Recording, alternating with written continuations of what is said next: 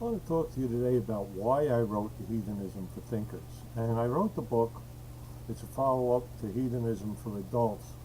And both these books were inspired by some very simple things. I believe in being very practical.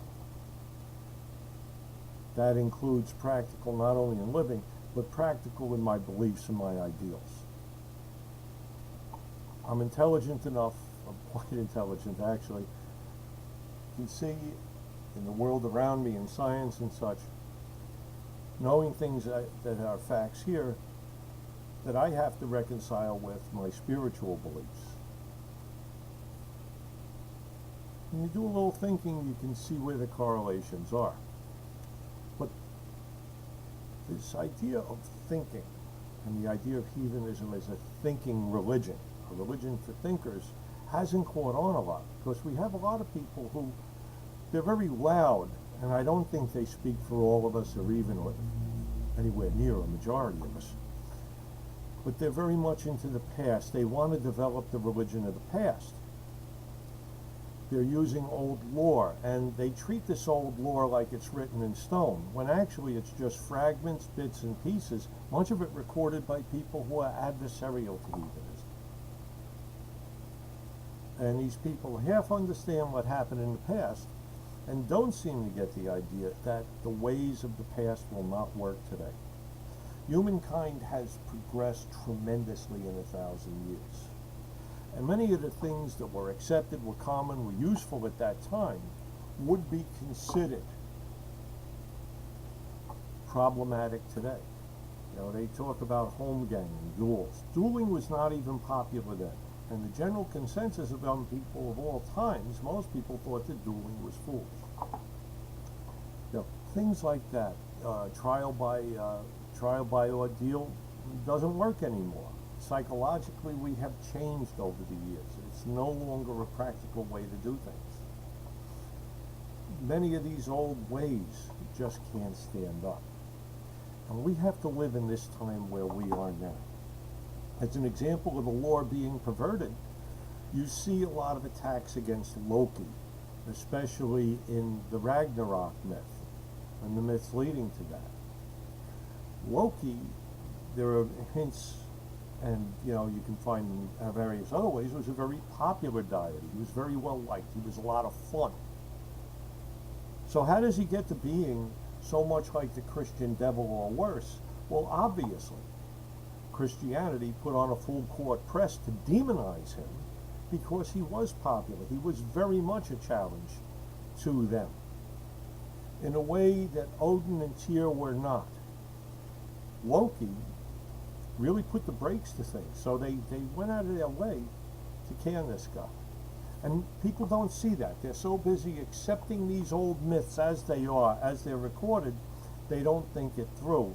And this is why we have heathens who claim to be courageous individuals, and some of our heathens are so scared of Loki, it's ridiculous. They're scared to look out there. While I'm at it, I want to talk about fear. There's people who claim to be worshiping the Odins. Now, the majority of these people aren't part of any group. They're just exploring. And yet we have some heathens think that this is going to be like Christian devil worship. And it's not. We're not the same thing at all. So rather than vilifying these people, why don't just let them do their thing? If they do become chaos, if one of their groups does get out of line, we can deal with it. We can deal with it. But for the most part, we of all people should be willing to afford others freedom of religion. And this gets back to thinking. We need to think. We need to take a good look at what we really have and where we're going. Reconstruction and trying to go back to the past is only going to make us a novelty religion, suitable for tourists and people are pointing ha ha ha. You look at the Amish, you look at the Hasidics, they placate them, but these people don't amount to a hill of beans. They're out there, far end of the religious landscape. They're more for tourists to see than anything else. None of these people have done anything that makes a difference to the rest of the world, so they're marginalized. and they lived there basically at the behest of the rest of society. Do we want that for us? Do we want to be a novelty religion? Ha ha ha, look at that. They'll be comparing us to Dungeons and Dragons. And that's not what we are. We're not a toy religion. We're not a game to play Viking. We can have just a vibrant, potent, effective spirituality if we start putting our intellect to it. Look what we have and live in these times. That's what they did 1,000 years ago. They weren't trying to throw back to the past. They were doing the best they could at the times, and they did quite well, all things considered. And this is what we must do now, but it means we put on our thinking cap. Whereas some religions are opposed to reason because they're afraid of the challenge to their scriptures. Well, we're not a scriptural religion. We never were. We shouldn't try to be. Do away with the scriptures and these things like the 3 holy Thors and the 9 holy reeds or whatever. We don't need that. That's Christian. That's monotheistic. That's not what we need. We need to look at the strengths of our religion. We're not a scriptural religion. We're not a doctrinal or dogmatic religion. This gives us tremendous flexibility to adapt to and improve for the times. We're free to keep getting better.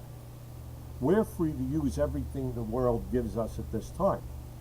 We're free to use science. We're free to use technology, certainly. Other religions are so afraid of science, they create a pseudoscience to avoid the clash between what we know in these times and their old scriptural beliefs. Creationism is a prime example, but we don't need to do that.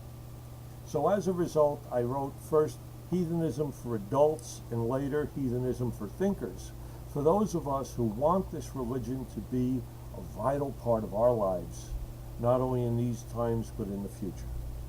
So that these can be things we can pass down, so that heathenism has a future that is bright, that makes a difference, that in time we can be a significant religion both in our impact and in the size of our, I won't even say membership, but of those who believe as we do. Because we're not also a religion of leaders, we're not a proselytizing religion. We're a religion of individuals and families who believe.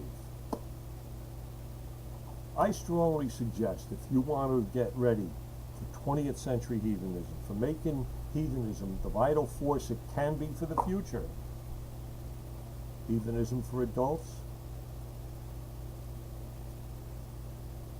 Heathenism for Thinkers, I think you'll enjoy reading.